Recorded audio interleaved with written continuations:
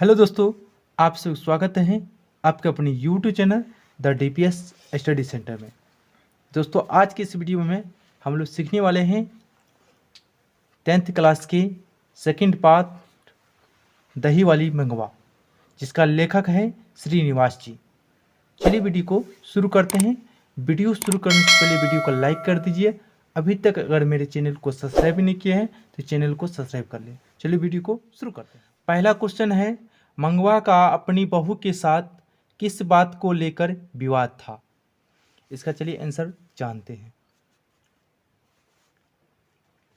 पठित कहानी शीर्षक दही वाली मंगवा के आधार पर कथानायिका मंगवा का अपने बहू के साथ पोते के पिटाई के लेकर विवाद था। जब मंगवा के बहू अपने बेटा अर्थात मंगवा के पोते की पीटते थे तो दोनों के बहस हो जाती थी, क्योंकि मंगवा अपने पोते से बहुत प्रेम करता था। इसलिए मंगवा के अपनी बहू से हमेशा लड़ाई हो जाती थी। चलिए नेक्स्ट क्वेश्चन पढ़ते हैं। रंगपा कौन था और मंगवा से क्या चाहता था? देखिए, पठित कहानी शीर्षक दही वाली मंगवा। देखिए दोस्तों, जब क्वेश्चन बनाते समय हम लोग को शीर्षक का नाम देना जरूरी है। पठित कहानी शीर्षक दही वाली मंगवा के आधार पे कथानायिका मंगवा के रंगपा ग्रामीण था। वो जुआ खेलता था। उसका चरित्र अच्छा नहीं था। मंगवा को अपने बेटे बहू से अलग देखकर वो मंगवा से रुपया मांग बैठा, लेकिन मंगवा ने उसे रुपया नहीं दी, जिसके कारण वो उसकी बहू की मंगवा को झूठी शिकायत कर दी।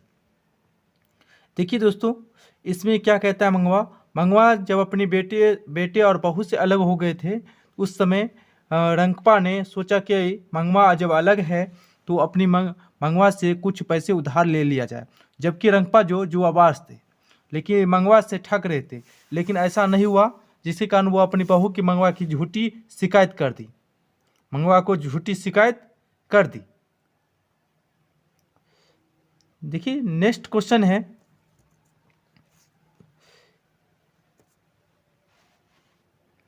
बहू ने सास को मनाने के लिए कौन सा तरीका अपनाया? नेक्स्ट आंसर है, पठित कहानी शीर्षक दही वाली मंगवा के आधार पर मंगवा ने अपने सास को मनाने के लिए नया तरीका अपनाई। उसने अपने बेटे को दादी के पास भेजकर टूटे हुए संबंध को बढ़ाया। फिर भी स्वयं भी अपनी पति के साथ मिलकर सास के पास गई और उसने विनम्रतापूर्वक अपनी गलती क्षमा मांगी। नेक्स्ट क्वेश्चन है, इस कहानी का कथावाचक कौन है? उसका परिचय दीजिए। चलिए इसकी कहानी के कथावाचक और इसका परिचय जानते हैं। पठित कहानी दही वाली मंगवा में कथावाचक के एक स्त्री पात्र है। वस्तुतः लेखक श्रीनिवास जी हैं। इस कहानी का कथावाचक है जो स्त्री रूप में मंगवा के साथ स्त्री संवाद करती हैं, जो कहानी के प्रभावों का उत्पादक काफी बढ़ा देती है। अगले नेक्स्ट क्वेश्चन है,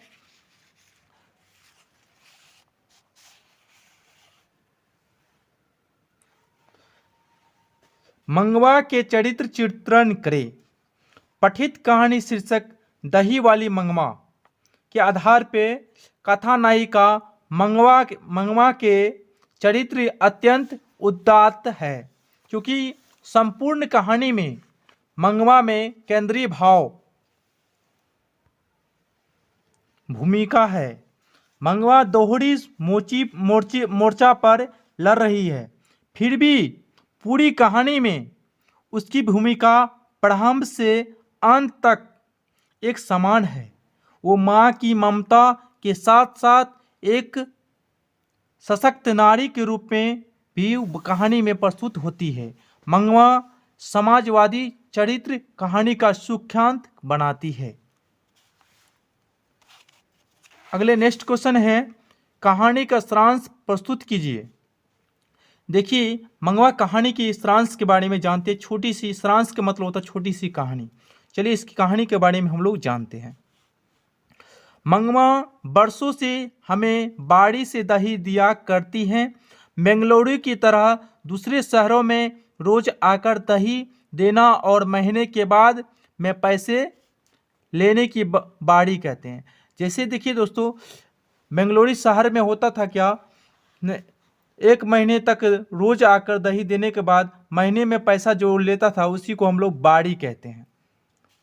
मंगवा ने सवेरे सवेरे आवाज लगाई, दही लोगी माँ जी।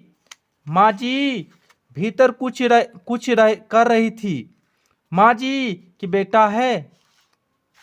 हाँ लूँगा, हाँ लूँगा। मंगवा ने मटकी से थोड़ा अच्छा गाढ़ा दही निकालकर हथेली पर डाल दिया और मंगवा माँ जी को सोने जैसा बेटा पैदा किया। मंगवा के भाग्य में अच्छी धोती नहीं थी। मंगवा के पति साड़ी के चक्कर में उसी पीछे लग गया और मंगवा को छोड़ दिया। मंगवा के बहू ने किसी बात पर पोते को खूब पिटा करती थी, पिटा कर दी। क्यों क्यों रो रही राक्षसी? राक्षसी है माँ? मंगवा कहती है तुम्हारे घर वाले को माँ है,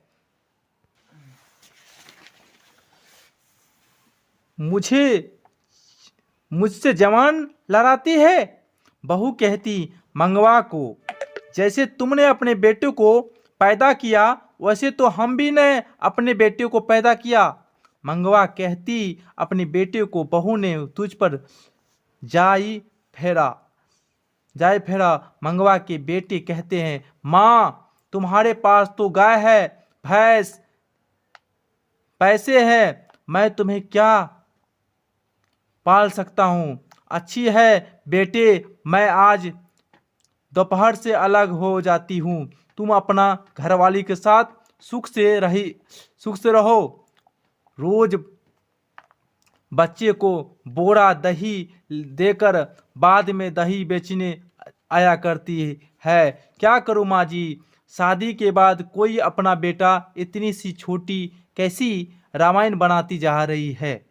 यही कहानी का सारांश है। चलिए दोस्तों, अगले नेक्स्ट वीडियो में मिलते हैं। तब तक लिए जय हिंद।